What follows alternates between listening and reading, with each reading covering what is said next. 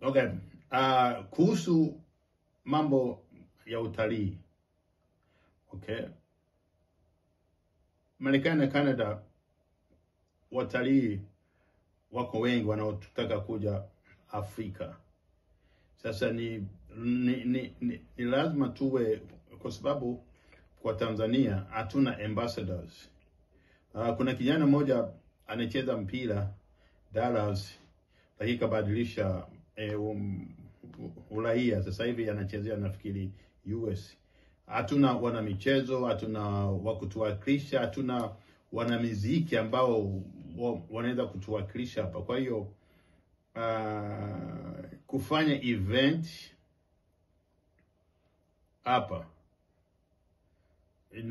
inaweza kwenye mashule kuwa na eventi, kuwa na staff kwa mimi binafsi na wapenzi wengi hapa ambao kwenye michezo tukitaka kutangaza, naweza nikaongea na matimu mengi hapa.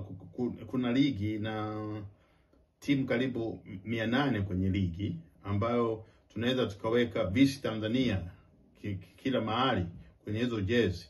Ni matimu 800 nchi nzima. Hii inaweza kusaidia kumarket utalii nyumbani, watu wakaijua Tanzania iko wapi, na marketing ni kitu cha muhimu.